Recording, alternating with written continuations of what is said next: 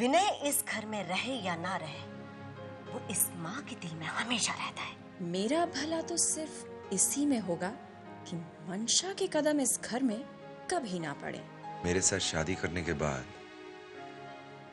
तुम्हें क्या सुख मिला है? और इन रास्तों में मैं कहाँ खड़ी हूँ? फिलहाल तो कहीं नहीं। This is your appointment. मुझे ना ही तुम्हारा प्यार चाहिए और ना ही तुम्हारी नौकरी।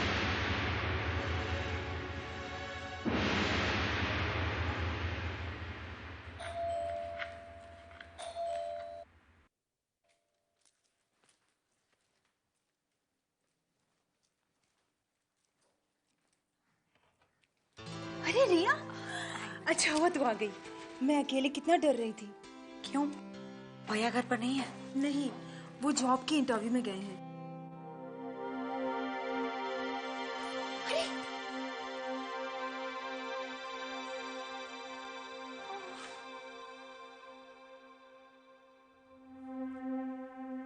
देख ना रिया, सारा दूध उबलकर नीचे आ गया। ये तो अपशगुन हो गया ना। कम ऑन मंशा, ऐसा कुछ नहीं होता। भगवान करे ऐसा ही हो। रिया, तेरा मूड क्यों ऑफ है? क्या बात है? कुछ भी तो नहीं। I am okay. मुस्कुरा तो रही हूँ।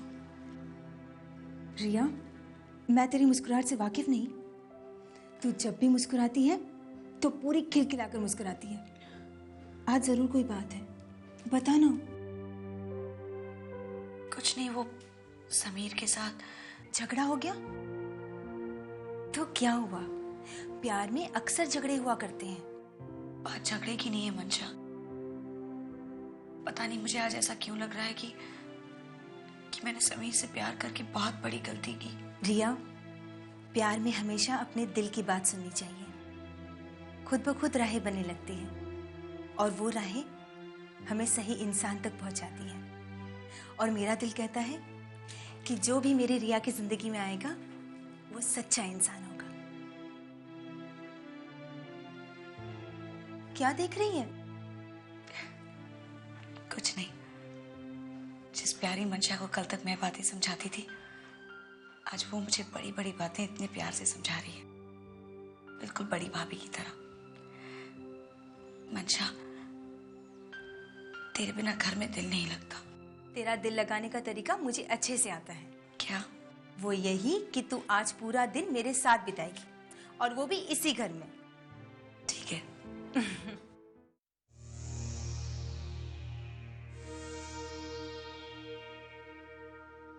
हेलो। हाय कविता। हाय तान्या, कैसी हो? अगर कहूँ कि बहुत खुश हूँ तो भाई मैं तुमसे तुम्हारी खुशी का कारण जानने की कोशिश करूंगी। कविता, जो बात मैं तुझे बताने वाली हूँ उस पर शायद तू यकीन ना करे। अरे तान्या, बता भी ना, क्या ये गेम्स खेल रही है? आज तेरा देवर आया था मेरे ऑफिस में। कौन? विनय? हाँ, तेरा एक ही तो देवर है, विनय। लेकिन वो तेरे ऑफिस क्या करने आया था? जॉब के लिए। For a job? तेरे पास? I don't believe this. क्यों? पैसे की कमी हुई होगी तो क्या करे बेचारा। अब अगर उसने मुझसे शादी की होती तो कम से कम ये दिन तो नहीं देखना पड़ता ना।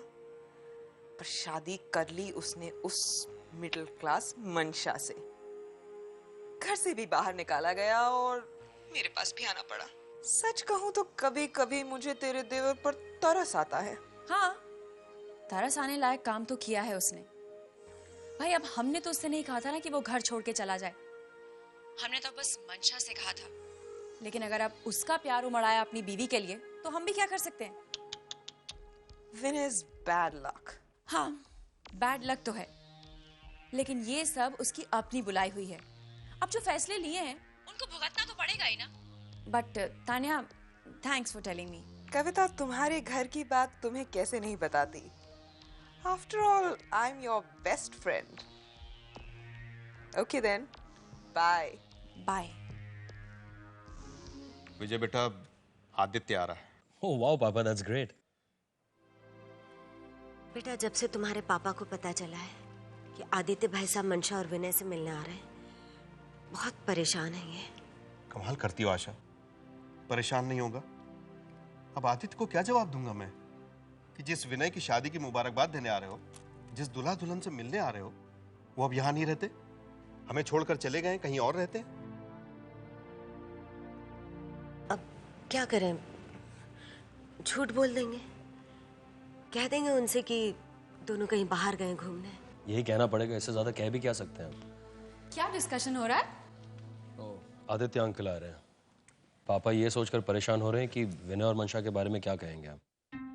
पापा, आप आदित्य अंकल के लिए क्यों परेशान हो रहे हैं?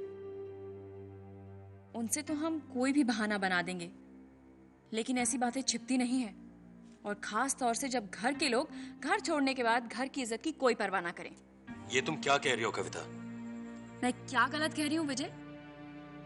खास तौर से जब हमारे वो अपने हमें शर्मिंदा करने में कोई कसर नहीं छोड़ रहे हैं। अरे उनसे अच्छे तो वो पराए हैं जो कम से कम ये बात तो हमारे कानों तक पहुंचा रहे हैं। कविता, तुम घुमा फिरा के बातें क्यों कर रही हो? सीधी तरह कहो ना, क्या बात है? मम्मी जी, अब तो मुझे पूरा भरोसा हो गया है, ये इमोशंस, भावनाएं कुछ नहीं है, सब बकवास है। आजकल सब लोग बस अपने ही बारे में सोचते हैं, जैसे वो विनय और मंशा।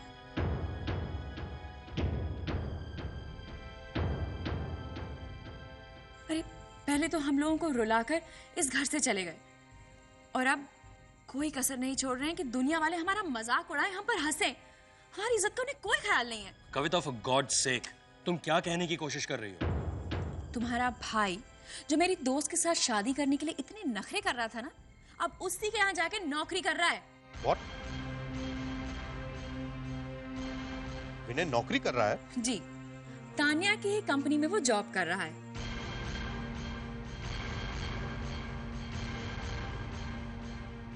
मैं तो कहती हूँ ये तानिया की ग्रेटनेस है, जिसे उसने अपने ऑफिस में कदम भी रखने दिया। ये सब तुम्हें किसने बताया? तानिया का ही फोन आया था, और मुझे इतनी शर्मिंदगी हो रही थी उससे बात करते हुए, इतना बुरा लग रहा था। हमारी इज्जत का बिल्कुल ख्याल नहीं किया विनय ने। अगर उसे पैसे की जरूरत थी तो हमें फोन कर देता, हम भिजवा देते घर से। देखो कविता, तुम्हें तानिया की बातों को इतना इंपॉर्टेंस देने की जरूरत नहीं है।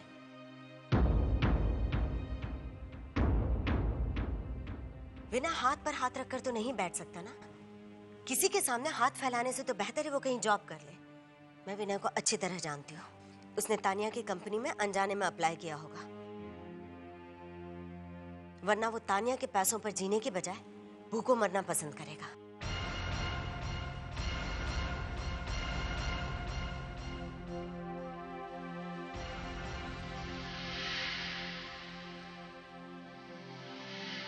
मुझे क्या, मेरा फर्ज था आपको बताना कि आपका लाडला बेटा क्या गुल खिला रहा है।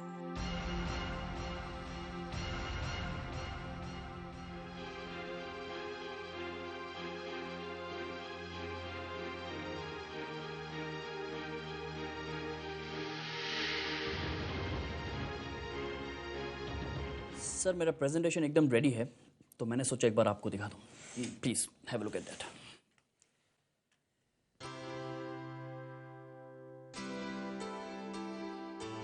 Excellent, I am proud of you.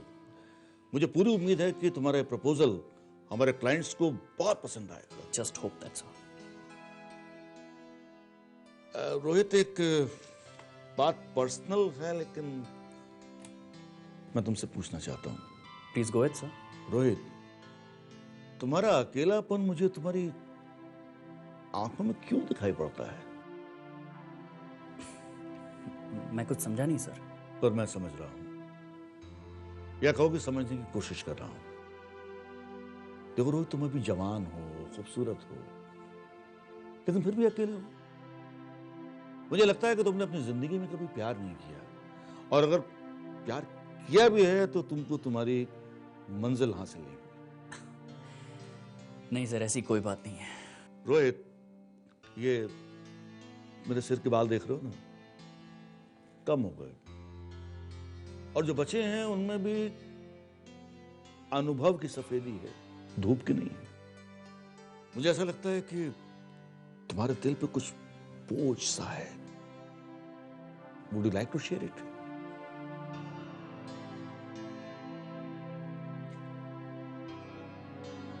ठीक कह रहे सर आप। एक लड़की थी मेरी जिंदगी में, बेहद खूबसूरत। पहली नजर में यह तमन्ना हो गई कि इसे अपना बना लो।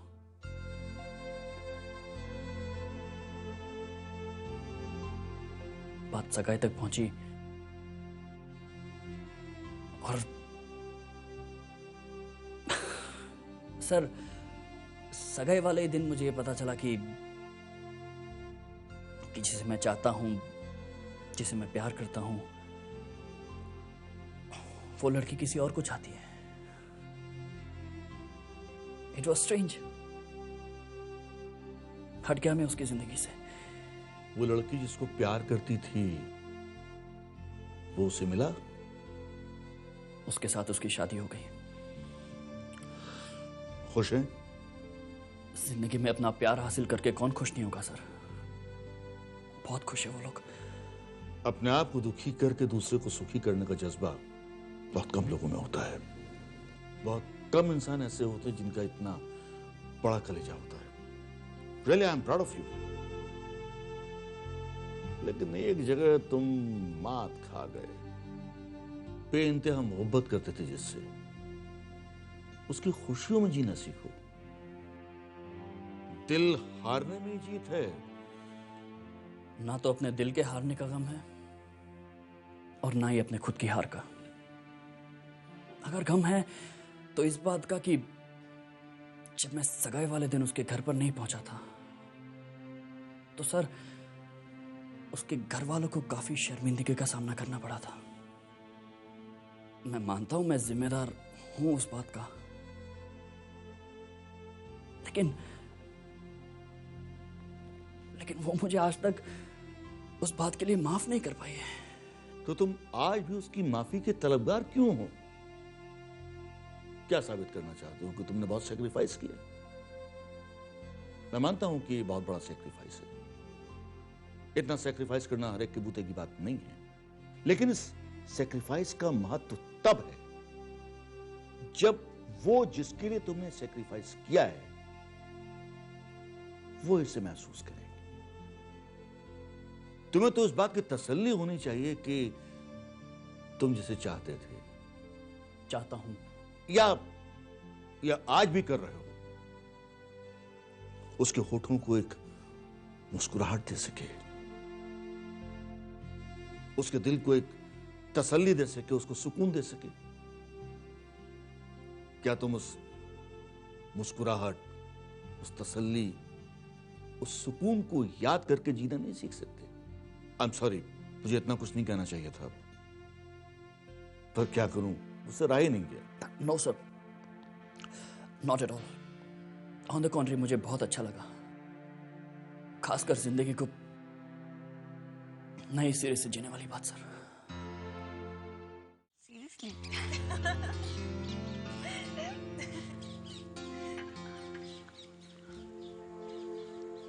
मंशा, क्या हुआ? रिया, कितना अच्छा होता ना कि हम सब एक साथ बैठते, हंसते बोलते, एक ही छत के नीचे। शायद उस घर के लोगों की किस्मत इतनी अच्छी नहीं। रिया, मैं कभी कभी सोचकर इतनी परेशान होती हूँ कि मुझ पर इतना बड़ा इल्जाम क्यों लगा।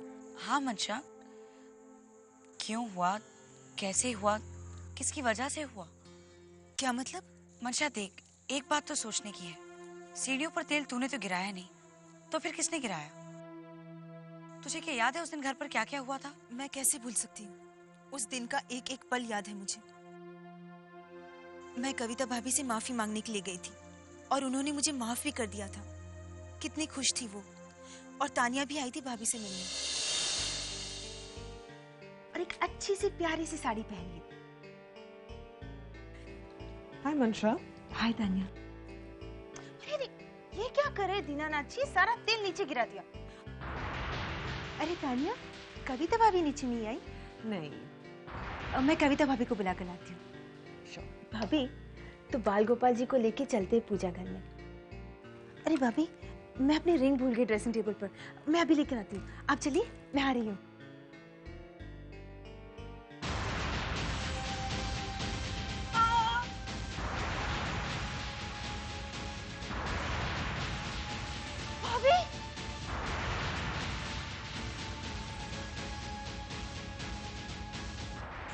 इसका मतलब है शायद उस वक्त तानिया घर पर ही थी। मंशा, मुझे तो ये तानिया फैक्टर बहुत ट्रबल कर रहा है। मुझे तो पता ही नहीं था कि उस दिन तानिया घर पर भी आई थी। देख, सीढ़ियों पर तेल जिसने भी गिराया उसका इरादा कविता भाभी को नुकसान पहुंचाने का नहीं था, बल्कि तुझे नुकसान पहुंचाने का था। और तेरी सबसे बड़ी दुश्मन सिर्फ तानिया है। लेकिन रिया, कविता भाभी ने मुझ पर यह भी तो इल्जाम लगाया है कि उन्होंने मुझे सीढ़ियों पर तेल गिराते हुए देखा था। देख मंशा, इस वक्त तू कविता भाभी को भूल जा और तानिया पर फोकस कर। हाँ रिया, अब हमें सच्चाई का पता तो लगाना ही है, पर इस बात को प्रूफ कैसे करेंगे? विनय, क्यों तोड़ देते हो मेरा दिल बार बार? मैं तुमसे कितना प्यार करती हूँ, अपनी जान से भी ज्यादा। तुम्हें पाने के लिए मैंने क्या कुछ नहीं किया, फिर भी हर बार तुम आकर मुझे ठुकरा देते हो। क्यों? क्यों? ये कागज के टुकड़े जो तुमने फाड़ कर मेरे मुंह पर फेंक कर गए हो, देखो, इसका एक एक टुकड़ा मैं अपने पास संभाल कर रखूंगी, क्योंकि ये सिर्फ कागज के टुकड़े नहीं, ये मेरे दिल के टुकड़े हैं। और ये मुझे मेरी हार की याद दिलाएंगे।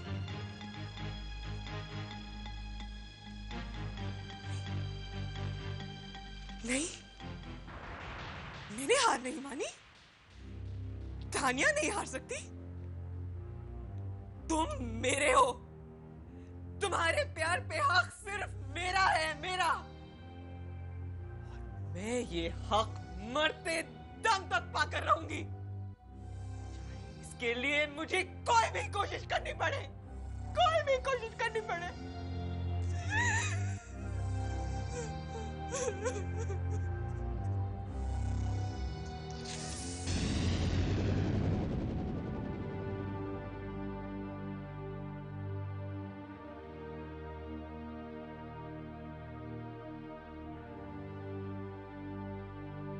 विनय, तुम इतने चुप क्यों हो?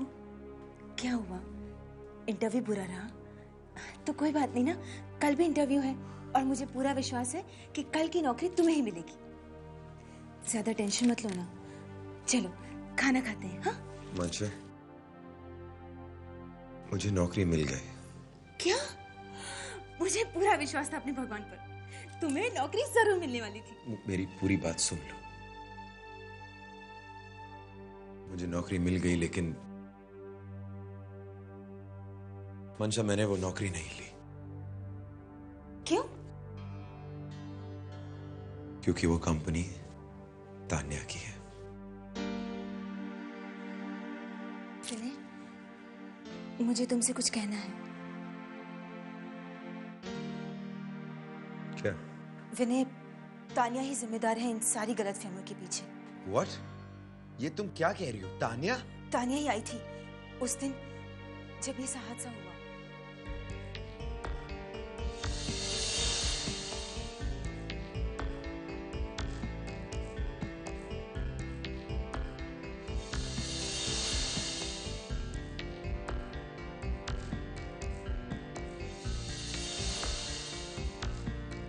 उसी की वजह से कविता भाभी ने अपना बच्चा खोया। उसी की वजह से एक बेटा अपनी माँ से दूर हुआ। तुम मानते हो ना कि तुम्हारी मंशा के सिर पर एक झूठा इल्जाम लगाया गया है?